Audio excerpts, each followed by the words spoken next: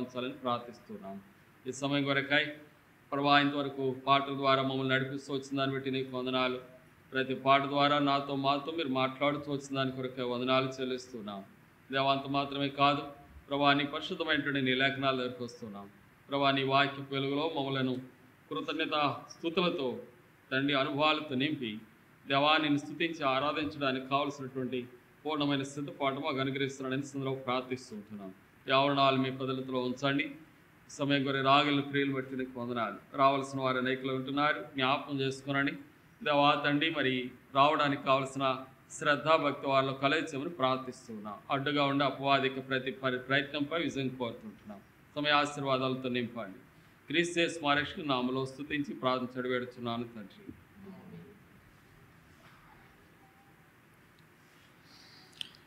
ప్రభువును స్తుతించుట, ఆరాధించుట, ఆయన ఘనమైనటువంటి నామమును హెచ్చించుట అనేటువంటి గొప్ప ఆధిక్యత, ధన్యత దేవుడు మనకి ఇచ్చినాడు.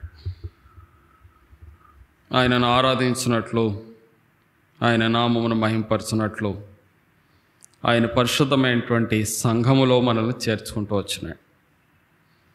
ఆయన రక్తము చేత కడబడి మోచించబడినటువంటి దేవుని బిడ్డలంగా ప్రభువును గురించినటువంటి జ్ఞానం, ప్రభువును గురించినటువంటి సంగతులు మనము ఎరుక కలిగేటువంటి అనుభవానికి తేబడుతూ ఉన్నాం. క్రమక్రమమైన రీతిగా దేవుడు తన ఆత్మ ద్వారా దేవుని యొక్క ఉద్దేశాలను మనకు బయలుపరుస్తూ వచ్చే కొలది మనలో కలిగేటువంటి దైవికమైన ఆ పురుకొల్పు అనేది దేవుని ఆత్మ ద్వారా మనలో జరిగించబడుతున్నటువంటిదిగా ఉంది. సరే, లేఖనాలను మనం చదువుకునేటువంటి భాగములను కొద్దాం. కీర్తన గ్రంథము 68వ అధ్యాయంలో భక్తునైనటువంటి దావీదు మరి 9-10 వచనాల్లో వ్రాయిస్తున్నటువంటి మాటలను మనం చదువుకుంటూ వచ్చినాం. భక్తుడు రాస్తున్నాడు, దేవా నీ స్వాస్థ్యం మీద నీవు వర్షము సమృద్ధిగా కురిపించితివి, అది అలిసి ఉండగా నీవు దానిని బలపరిచితివి. దేవుడు తన పరిశుద్ధమైనటువంటి సంఘాన్ని తన స్వాస్థ్యము అని మాట్లాడితే ఇక్కడ చదువుతున్నాం. మనము దేవుని యొక్క స్వాస్థ్యము, దేవుని యొక్క సొత్తు, దేవుని యొక్క స్వకీయ సంపాద్యం, దేవుడు ఏర్పరచుకునేటువంటి ప్రజలముగా మనము ఆయన వారమై ఉన్నాము అని దేవుని యొక్క వాక్యం మన గురించి తెలియజేస్తుంది. అయితే దేవుడు తన పరిశుద్ధమైనటువంటి స్వాస్థ్యము ఎల్లవేళలా దైవికమైనటువంటి దీవెనలతో నింపబడినటువంటిదిగా ఉండడానికి దేవుడు కోరుచున్నటువంటి వాడుగా ఉన్నాడు. తన స్వాస్థ్యం మీద నా పరలోక సంబంధమైన లేక ఆత్మ సంబంధమైనటువంటి తన యొక్క వర్షాన్ని దేవుడు కుమ్మరించాలని ఇష్టపడుతున్నట్లుగా చూస్తున్నాం. చూడండి, ద్వితోపదేశకాండము 32వ అధ్యాయం 2వ వచనం చదువుకుందాం. ద్వితోపదేశకాండము 32వ అధ్యాయము 2వ వచనం. నా ఉపదేశము వానవలే కురియను, నా వాక్యము మంచు వలెను, లేతగడ్డి మీద పడు చినుకుల వలెను, పచ్చిక మీద కురియు వర్షము వలె ఉండును. దేవుడు తన పరిశుద్ధమైనటువంటి స్వాస్థ్యాన్ని ఏ రీతిగా బలపరచాలి, లేక ఏ రీతిగా తన సమృద్ధి అయినటువంటి ఆశీర్వాదములు కుమ్మరించాలని దేవుడు కోరుతున్నాడో మనం గమనిస్తూ వచ్చినప్పుడు ఇక్కడ భక్తుడు జ్ఞాపం చేస్తున్నాడు, నా ఉపదేశము, నా వాక్యము వర్షము వలె నేను వారిపై కుమ్మరిస్తాను అని దేవుడు సెలవిస్తున్నాడు. అనగా దేవుని యొక్క శ్రేష్టమైనటువంటి ఉపదేశం, దేవుని యొక్క శ్రేష్టమైనటువంటి వాక్యము మన జీవితాల్ని ఏ రీతిగా ప్రభువులో ఫలభరితంగా చేస్తుంది, మనల్ని ఏ రీతిగా దేవుని కొరకై యోగ్యమైనటువంటి వారిగా తీర్చిదిద్దుతుందో మనం జ్ఞాపం చేసుకుంటూ వచ్చినప్పుడు మరి దేవుని యొక్క వాక్యంలో భక్తులు జ్ఞాపం చేస్తూ వచ్చినారు.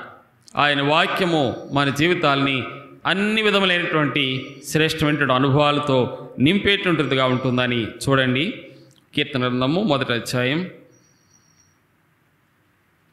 కీర్తన గ్రంథం 1వ అధ్యాయం 3వ వచనం చదువుదాం, లేక 2-3 వచనాలు చదువుదాం. యెహోవా ధర్మశాస్త్రమునందు ఆనందించు, దివారాత్రము దాన్ని ధ్యానించువాడు ధన్యుడు. అతడు నీటి కాలువల ఎవరనో నాటబడిన చెట్టు వలె ఉండును, అతడు చేయనిదంతయు సఫలమగును. కనుక దేవుని యొక్క వాక్యము ఒక వ్యక్తి యొక్క జీవితాన్ని ఏ రీతిగా బలపరుస్తుంది, లేక దేవుని యొక్క వాక్యము చేత ఒక వ్యక్తి తన యొక్క జీవితంలో నడిపించబడేటువంటి వాడుగా ఉంటాడు, లేక దేవుని యొక్క ఉపదేశం మానవునికి ఎట్టి విధమైనటువంటి మేలులు చేస్తుందో జ్ఞాపకం చేసుకుంటూ వచ్చినప్పుడు ఆయన ఉపదేశము మనల్ని ఆశీర్వాదకరమైనటువంటి మార్గంలోనికి మనల్ని తీసుకుని వస్తుంది. మనము ఆయన స్వాస్థ్యముగా లేక ఆయన ప్రజలంగా ఆయన చేత బలపరచబడేటువంటి వారంగా ఉండునట్లుగా దేవుడు మన ఎడల తన యొక్క సన్నిధి దర్శనం లేక ఆత్మీయమైనటువంటి ఆ వర్షము మన మీద కుమ్మరిస్తున్నాడు. అనగా దేవుని యొక్క వాక్యమైనటువంటి వర్షం మన మీద కుమ్మరించబడుతుంది. మనం సాధారణంగా మరి సీజనల్గా ఆలోచిస్తాం, వర్షం అంటే ఒకవేళ ప్రకృతి సంబంధమైనటువంటి ఒకవేళ వర్షం కావచ్చు అని, ఒకవేళ అది కూడా కావచ్చు. కానీ అందుకంటే మనం ఆత్మీయంగా ప్రభువులో ఎదగడానికి ఒక పచ్చిక నీటి చేత తాకబడినప్పుడు అది ఏ రీతిగా బలమైన రీతిగా ఎదుగుతుందో ఆ రీతిగాని దేవుని యందు విశ్వాసం ఉంచినటువంటి విశ్వాసి తన ఆత్మీయమైనటువంటి జీవితంలో ఎదగాలి అంటే దేవుని వాక్యమైనటువంటి ఆ యొక్క వర్షము మానవునికి అవసరం అని దేవుడు సెలవిస్తున్నాడు. అంత మాత్రమే కాదు, దేవుడు ఆత్మీయంగా మనం ఎదగడానికి మనము తన ఆత్మ అనేటువంటి వర్షాన్ని మనపై కుమ్మరించేటువంటి వాడుగా ఉంటున్నాడు. చూడండి, యెషయా గ్రంథం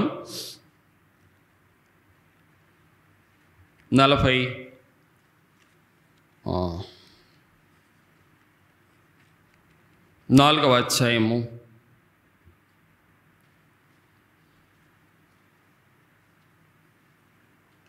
44వ అధ్యాయము 3వ వచనం. నేను దప్పిగల వాళ్ళ మీద నీళ్లను, ఎండిన భూమి మీద ప్రవాహ జలములను కుమ్మరించేదను, నీ సంతతి మీద నా ఆత్మను కుమ్మరించేదను, నీకు పుట్టిన వారిని నేను ఆశీర్వదించేదను. ఇక్కడ దేవుని యొక్క ఆత్మ యొక్క కుమ్మరింపు లేక పరిశుద్ధాత్మ యొక్క కుమ్మరింపు దేవుడు తన సంఘంపై దేవుడు ఉంచాలని ఇష్టపడుతున్నాడు. ఇక్కడ 68వ కీర్తనలో మనం చదువుకున్నాం, నీ స్వాస్థ్యమును నీవు నీ వర్షము చేత నింపుచున్నావు. లేక దేవుని యొక్క స్వాస్థ్యమును దేవుడు తన ఆత్మీయమైనటువంటి వర్షం చేత కుమ్మరించి వారిని బలపరిచేటువంటి దేవుడుగా ఆయన కనబడుతున్నటువంటి వాడుగా ఉన్నాడు. అంతేకాదు, మీకా రాస్తున్నాడు, మరొక వచనం చూద్దాం. మీకా గ్రంథము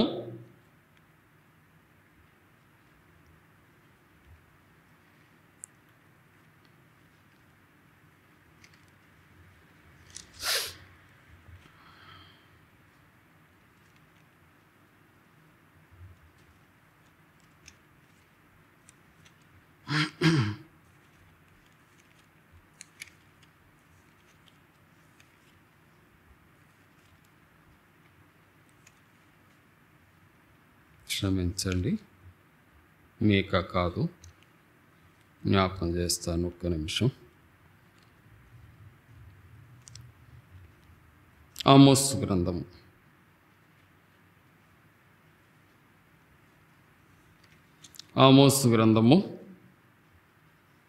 5వ అధ్యాయము. ఆమోసు గ్రంథము 5వ అధ్యాయము 24వ వచనం చదువుదాం. ఆమోసు గ్రంథము 5:24. నీళ్లు పారునట్లు న్యాయమును జరగనీయుడి, గొప్ప ప్రవాహం వలె నీతి ప్రవహింప నీయుడి. కనుక దేవునికి పరిశుద్ధమైనటువంటి నీతి మనపై వర్షం వలె కుమ్మరింపబడాలని దేవుడు కోరుతున్నాడు. మరింత వివరణ కోసం హోషేయ గ్రంథం 10వ అధ్యాయం 12వ వచనం. హోషేయ గ్రంథం 10వ అధ్యాయము 12వ వచనం. నీతి ఫలించునట్లు మీరు విత్తనం వేయడి, ప్రేమయను కోత కోయడి, యెహోవాను వెదుటకి సమయము గనుక ఆయన ప్రత్యక్షమై మీ మీద నీతి వర్షం కురిపించినట్లు ఇదివరకెన్నడూ దున్నని బీడు భూమిని దున్నుడి. ఇక్కడ మరొక తలంపు జ్ఞాపకం చేస్తున్నాడు. నీతి అనేటువంటి వర్షం, ఆయన తన ఆత్మ అనేటువంటి వర్షం, ఆయన తన పరిశుద్ధమైనటువంటి వాక్యమైనటువంటి వర్షం, మనపై కుమ్మరింపబడాలని దేవుడు కోరుతున్నాడు. కారణం ఏంటంటే మనం బలపరచబడినట్లుగా మన ఆత్మీయమైనటువంటి జీవితంలో ప్రభువునందు బలపరచబడటానికి దేవుడు తన యొక్క ఏర్పాట్ల రీతిగా మన విషయమై చూపించేటువంటి వాడు ఉంటూ వస్తున్నాడు. మరొక తలంపు చూస్తాం. రోమీయులకు రాసిన పత్రిక 5వ అధ్యాయము, రోమీయులకు రాసిన పత్రిక 5వ అధ్యాయం 5వ వచనం. ఎందుకనగా ఈ నిరీక్షణ మనల్ని సిగ్గుపరచదు, మనకు అనుగ్రహింపబడిన పరిశుద్ధాత్మ ద్వారా దేవుని ప్రేమ మన హృదయములో కుమ్మరింపబడి ఉన్నది. కనుక దేవుడు మనపై తన పరిశుద్ధమైనటువంటి ఆ వర్షము వలె లేక వర్షమునకు సూచన వలె మన జీవితాల్లో కుమ్మరించడానికి, మన జీవితాలను ఆత్మీయమైనటువంటి జీవితంలో ప్రభు కొరకైనటువంటి సాధనాలుగా లేక స్వాస్థ్యముగా ఉండునట్లు ఆయన మనల్ని బలపరచడానికి మన ఎడల ఆయన చూపించేటువంటి మరి స్థితిని జ్ఞాపకం చేసుకుంటూ వచ్చినప్పుడు దేవుడు మన ఎడల ఆయన చూపిస్తున్నటువంటి తన యొక్క అనుగ్రహేశ్వర్యాన్ని మనం జ్ఞాపకం చేసుకోగలుగుతూ వస్తున్నాం. కనుక 68వ కీర్తన 10వ వచనంలో అంటాడు, దేవుడు తన అనుగ్రహము చేత అట్టి సదుపాయము. చూడండి 10వ వచనం, నీ సమూహము దానిలో నివసించును, దేవా నీ అనుగ్రహం చేత దీనులకు సదుపాయం కలుగజేస్తున్నాం. కనుక ఆయన అనుగ్రహము మన మీద ఉంచబడుతూ వచ్చింది. అనుగ్రహం అనగానే మరి 2 రకాలైనటువంటి భావాలు మనం చూడవచ్చు. దయ అని చెప్పవచ్చు. అనుగ్రహం అంటే ఇచ్చుట అనేటువంటి పదం కూడా, లేకపోతే అనుగ్రహించినాడు, లేకపోతే ఎవరైనా మనకి ఇచ్చినారు అంటే అనుగ్రహించినారు అనే పదాలు కూడా వస్తున్నాయి. కనుక దేవుడు మన ఎడల అనుగ్రహం చూపిస్తూ వచ్చినాడు. ఆయన స్వాస్థ్యం మీద తన వర్షమును కుమ్మరిస్తూ వచ్చాడు.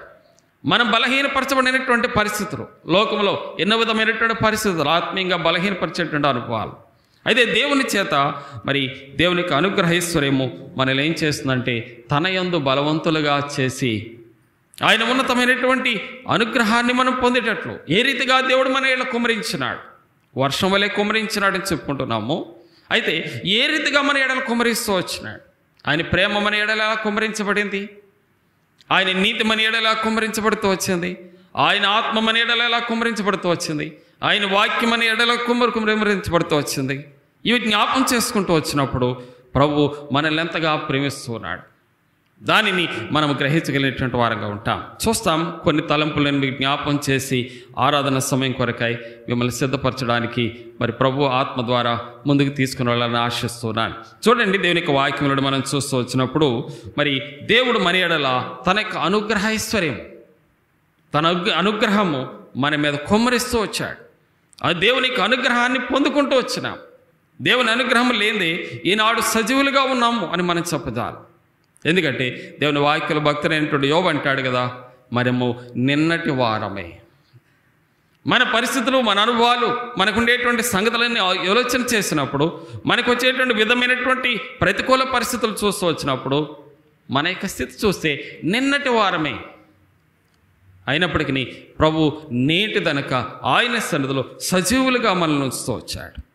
ఈనాడు సజీవులే కదా ఆయన స్తుతిస్తారు అని చెప్పుకున్నట్లుగా సజీవమైనటువంటి అనుభవంతో మన ఎడల చేసిన భౌతికమైన ఆత్మీయమైనటువంటి ప్రతి మేలులను మనం జ్ఞాపం చేసుకుని ఆయనకు మనము కృతజ్ఞతాస్తుతులు చెల్లింపబద్ధులమై ఉంటున్నాం.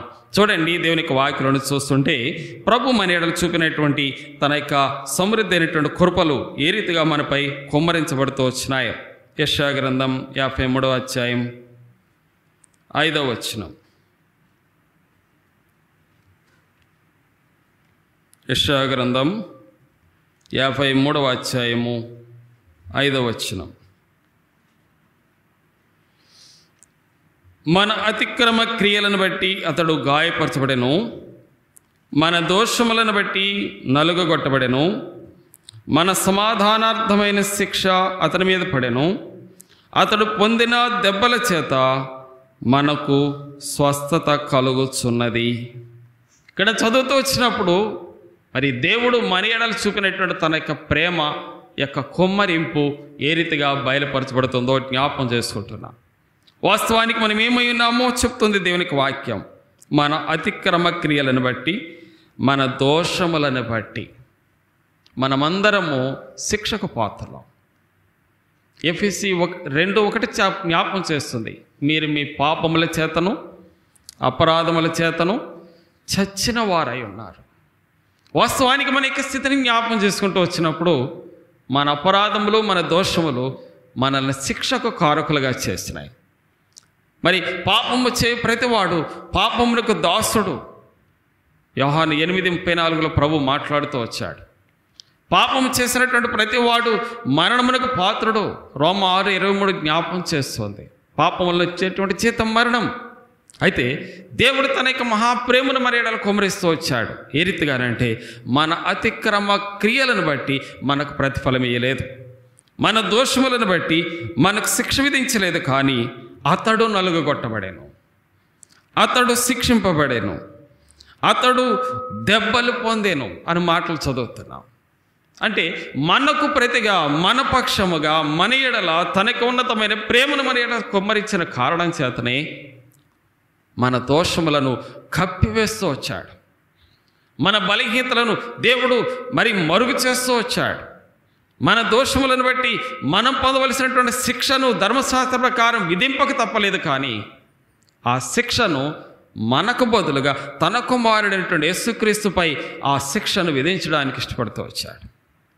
అంతేకాదు ఆయన పొందినటువంటి దెబ్బలను బట్టి మన రోగములను బట్టి మనం మృతి చెందవలసినటువంటి వారం ఏంటనగా మన రోగములను ఆయన భరించేటట్టుగా చేసి మనకు ప్రతిగా మన శిక్ష యావత్తును ఆయన భరించి తన ప్రేమను మన ఎడల కుమ్మరిస్తూ వచ్చినాడు. కనుకనే లోకములో మరెవరు చూపించలేనటువంటి ఆ శ్రేష్టమైనటువంటి ప్రేమ. ఒకవేళ కొన్ని ప్రేమలు ఆయన ప్రేమించుట్లు మనమైనా తప్పిపోతూ వచ్చినాం. అందుకే తిమోతి పత్రిక రాస్తూ వచ్చినటువంటి పౌలు అంటాడు కదా, మనము నమ్మదగని వారమైనను ఆయన నమ్మదగిన వాడుగా ఉన్నాడు, ఆయన తన స్వభావానికి విరోధంగా ఏదియు చేయడు అని దేవునికి వాక్యం సెలవుస్తాం. అనేక పర్యాయాలు అపనమ్మకస్తులమైనటువంటి వారమైనప్పటికీ కూడా ఆయన మన ఎడల ఇర్మియా 31:3 చెప్పబడినట్లు విడువక కృప చూపిస్తున్నాడు. శాశ్వతమైన ప్రేమను మన ఎడల చూపిస్తూ వస్తున్నాడు. ఈనాడు ఆయన పరిశుద్ధమైనటువంటి నామును బట్టి ఆయన ప్రేమ మన ఎడల కుమ్మరించబట్టి ఈనాడు ఆయన సన్నిధిలో ఆయన ఉన్నతమైనటువంటి కృపలను అనుభవించి ఆయనను ఆరాధించేటువంటి అనుభవానికి తేబడుతూ వచ్చినాం. ఒకవేళ మనం చేసే ఆరాధన మన స్వరము బలహీనమైంది. అందుకే యాకోబును గురించి ఇస్సాకు ఒక మాట అంటాడు, ఇది యాకోబు స్వరమే కానీ ఏశావు స్వరం కాదు. వీళ్ళ బాహ్యమైనటువంటి బాహ్యంగా ఉండే సంగతులను తడివి చూచి ఇతడు ఏశావులే ఉన్నట్టుగా కనబడుతున్నాడు. కానీ అతని రోమములు అతని వెంట్రుకలు కనబడుతున్నాయి, అతని వస్త్రపు వాసన కనబడుతుంది. కానీ అతని స్వరము చూస్తే యాకోబు స్వరమే. ఈనాడు మన యొక్క స్థితి కూడా అలాంటిదే. ఆయనను ప్రభు తన పరిశుద్ధమైనటువంటి కృపలను మన ఎడల కుమ్మరించడానికి తన స్వాస్థ్యమును తన యొక్క నీతితో, తన ప్రేమతో, తన ఆత్మతో, తన పరిశుద్ధమైనటువంటి కృపలతో నింపడానికి ఇష్టపడుతూ వచ్చినటువంటి ఆ ప్రభువును ఉదయకాలంలో మనల్ని బలపరుస్తున్నటువంటి ఆ దేవుని ఆరాధించి మహిమపరిచేటువంటి వారంగా దేవుడు మనల్ని సిద్ధపరుస్తున్నాడు. తిరిగి మరొక తలంపులోనికి వస్తూ వచ్చినప్పుడు దేవుడు మన ఆత్మీయమైనటువంటి క్షమాభివృద్ధి కొరకై ఆయన చేసేటువంటి కార్యాలు చూస్తాం. యోహాను సువార్త 14వ అధ్యాయము, యోహాను సువార్త 14వ అధ్యాయము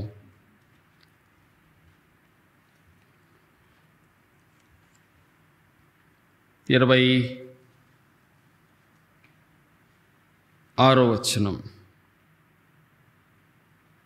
26వ వచనం. యోహాను సువార్త 14వ అధ్యాయము 26వ వచనం.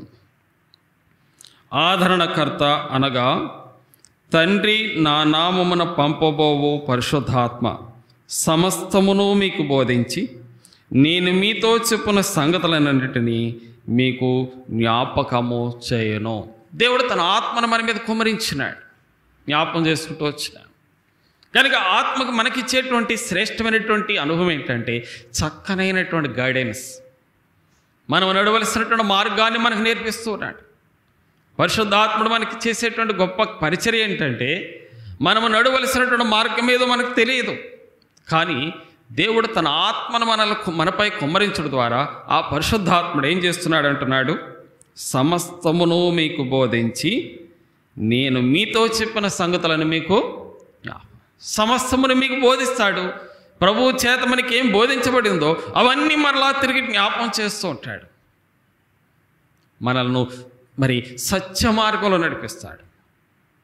చూడండి 8వ అధ్యాయం 16వ అధ్యాయము యోహాను సువార్త 16వ అధ్యాయము 13వ వచనం చదువుదాం. 13వ వచనం 14వ వచనం చదువుదాం. అయితే ఆయన అనగా స్వచ్ఛ స్వరూపి అయిన ఆత్మ వచ్చినప్పుడు మిమ్మును సర్వసత్యములోనికి నడిపించును. ఆయన తనంతట తానే ఏమీ బోధించక వేటిని వినునో వాటిని బోధించి సంభవింపబో సంగతులను మీకు తెలియచేయను. 14 కూడా ఆయన నా వాటిలోని తీసుకుని మీకు తెలియచేయను గనక నన్ను మహిమపరచును. కనుక దేవుని ఆత్మ మనకి కుమ్మరించబడింది. ఆ ఆత్మ మనకి చేసేటువంటి శ్రేష్టమైనటువంటి మేలు ఏంటంటే సర్వసత్యములోనికి, అనగా లోకము అసత్యముతో నింపబడింది, లోకము అవిధేయతతో నింపబడింది, లోకము చెడుతనంతో నింపబడింది, లోకము పాపముతో నింపబడింది. అయితే దేవుడు ఏం చేయగోరుతున్నాడు? సమస్త దుర్నీతికి ఒక శిక్షా కాలం ఒకటి ఉండబోయింది. చూడండి, రోమీయులకు రాసిన పత్రిక 1వ అధ్యాయము, రోమాపత్రిక 1వ అధ్యాయము 18వ వచనం. దుర్నీతి చేత సత్యమును అడ్డగించు మనుషుల యొక్క సమస్త భక్తిహీనత మీదను దుర్నీతి మీదను దేవుని కోపము పరలోకము నుండి బయలుపరచబడుచున్నది. ఒకరి ఎడల దేవుని యొక్క ఆత్మిక కుమ్మరింపు ఒక ప్రక్కన కుమ్మరించబడుతుంటే, అవిధేయతతో కూడినటువంటి సంగతుల మధ్యలో కూడా దేవుని యొక్క శిక్ష, దేవుని యొక్క తీర్పు అనేది కూడా దేవుని యొక్క సన్నిధిలోండి దేవుడు కుమ్మరిస్తూ ఉన్నాడు. అయితే ఇక్కడ మనకి జ్ఞాపకం చేసుకుంటూ వస్తున్నాం, పరిశుద్ధాత్ముడు మనకి ఏం చేస్తాడంటే సర్వసత్యములోనికి నడిపిస్తాడు. ఏది సత్యమైనదో, ఏది నిత్యమైనవో వాటిలోనికి మనల్ని తీసుకుని వస్తాడు. ఏవి దైవ సంబంధమైనటువంటి సంగతిలో వాటిలోనికి తిరిగి మనల్ని తీసుకుని వస్తాడు. అనగా దేవుని యొక్క వాక్యానుసారమైనటువంటి అనుభవంలోనికి మనల్ని తీసుకుని వస్తాడు. కనుకని దేవుని పరిశుద్ధమైనటువంటి ఆత్మ మనకు చేసేటువంటి గొప్ప మేలు అనేది మరి భక్తులు దేవుని యొక్క వాక్యంలోండి మనం జ్ఞాపకం చేస్తున్నాం. తిరిగి లూకాసు సువార్త 11వ అధ్యాయము 13వ వచనం కూడా చూద్దాం.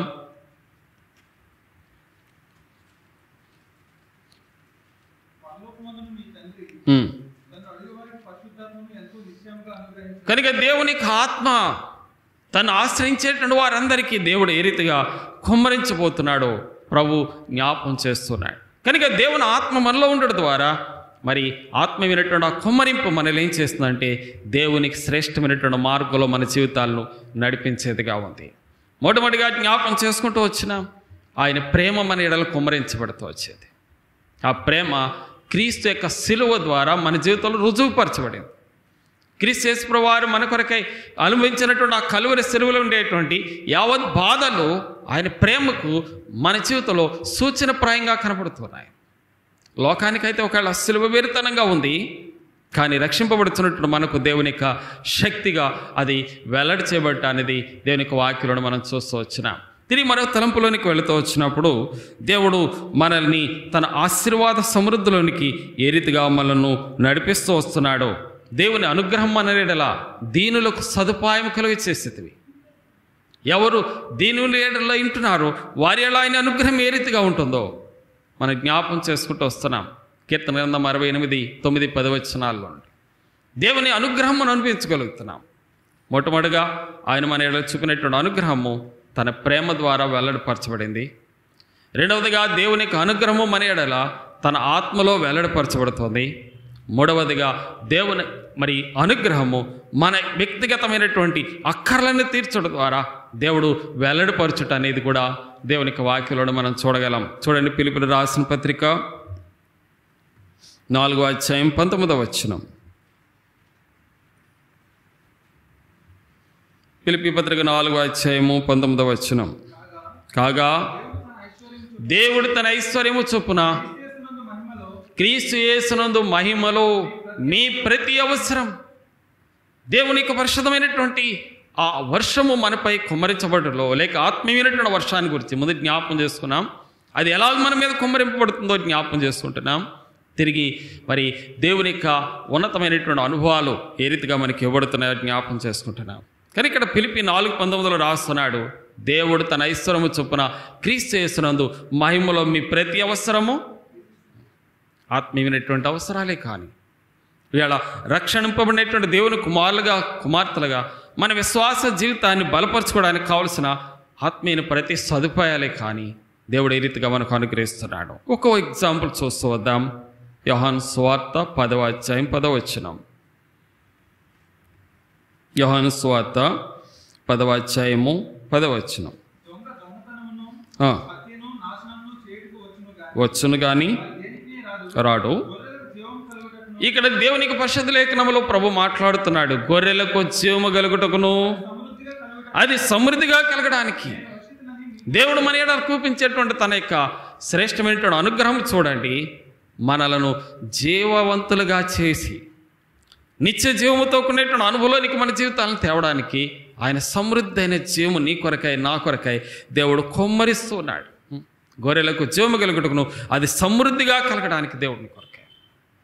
అందుకే యోహాను రాసిన మొదటి పత్రిక 2వ అధ్యాయము 21వ వచనంలో అంటాడు కదా, నిత్య జీవమును అనుగ్రహించననేది ఆయన తానే మనకు చేసిన వాగ్దానం. ఆ వాగ్దానము యేసుక్రీస్తులో నీలో నాలో నెరవేర్చబడుతూ వచ్చింది.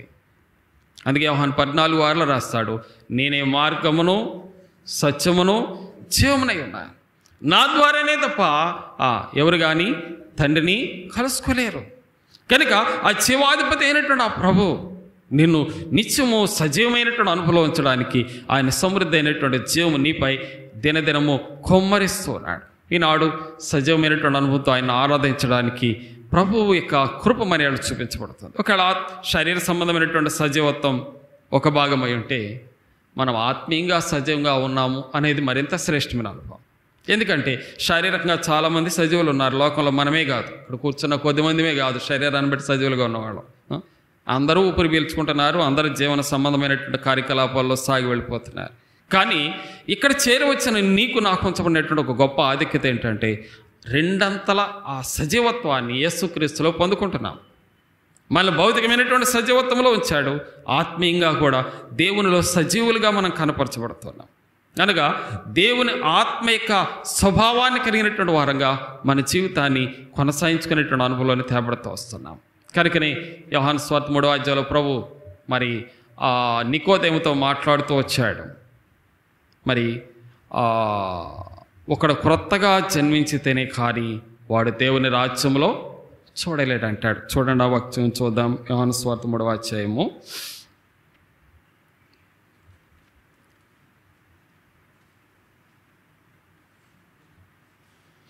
యోహాను సువార్త 3వ అధ్యాయము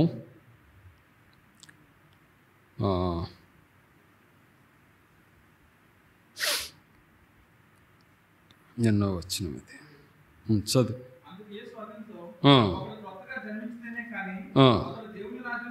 వాడు క్రొత్తగా జన్మించితేనే కానీ, వాస్తవానికి నికోదేము చిన్న పిల్లవాడు కాదు జన్మించాలి అని ప్రభు చెప్పడానికి. వాస్తవానికి అతడు సజీవంగానే ఉన్నాడు. కానీ ప్రభు అతనితో మాట్లాడుతూ మరొక స్థలంపు జ్ఞాపకం చేస్తున్నాడు, ఒకడు క్రొత్తగా జన్మించితేనే కానీ, అనగా క్రీస్తులో జన్మించిన అనుభవం, నూతన సృష్టిగా చేయబడినటువంటి అనుభవం, ప్రభు కొరకై మరి ఆత్మీయమైనటువంటి ఆ బలమును పొందుకునేటువంటి అనుభవం, అది దేవుని సంఘంలోనే అది రుజువు చేయబడుతూ వచ్చింది. కనుక ఈనాడు సజీవమైనటువంటి అనుభవంతో ఆయన సన్నిధిలోని చేరినాం. దేవుని చేత మరి దినదినము ఆయన జీవము మనలోనికి సమృద్ధిగా కుమరించబడుతుంది. ఆ వాక్యానుసారమైనటువంటి అనుభవాల ద్వారా మరి దేవుని పరిశుద్ధమైనటువంటి మార్గమును అనుసరించడం ద్వారా మనం ఆయనందు జీవప్రాప్తులుగా రుజువు చేయబడుతూ ఉన్నాం. కనుకని అటువంటి శ్రేష్టమైనటువంటి అనుభవించినటువంటి ఆ ప్రభువును మనము నోరారా స్తుతించి ఆయన ఘనమైనటువంటి నామమును హెచ్చించవలసినటువంటి వారమై ఉంటున్నాం. తిరిగి చివరిగా మరొక తలంపు జ్ఞాపకం చేసుకుని ప్రభుని ఆరాధించడానికి కొరకై ముందుకు వెళ్ళేటువంటి వారంగా ఉందాం. చూడండి, దేవుని పరిశుద్ధమైనటువంటి కృపగల ఏర్పాటు మన కొరకు ఏ రీతిగా ఉంటూ వస్తుందో. 84వ కీర్తన 11వ వచనం. కీర్తన 84:11.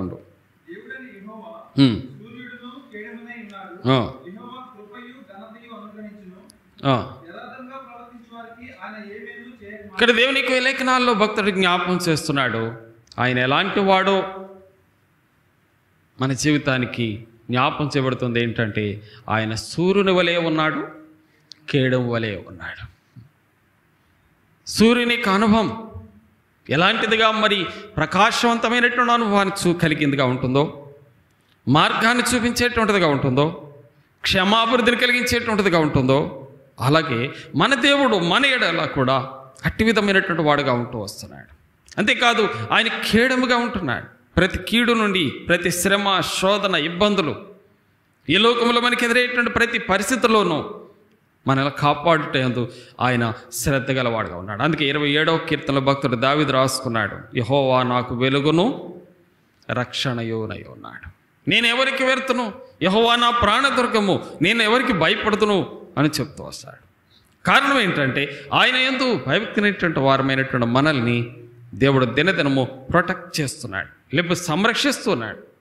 మన ఆత్మ ప్రాణదేహములను ఆయన సన్నిధిలో యోగ్యమైన రీతిగా నిలబెట్టడానికి ఆయన చూపించేటువంటి శ్రద్ధ దేవునికి వాక్యలను చూస్తున్నాం. అందుకే రాస్తున్నాడు, ఆయన కృపను ఘనతను అనుగ్రహిస్తాడు, యథార్థముగా ప్రవర్తించే వారికి ఆయన ఏ మేలు చేయక మానడు.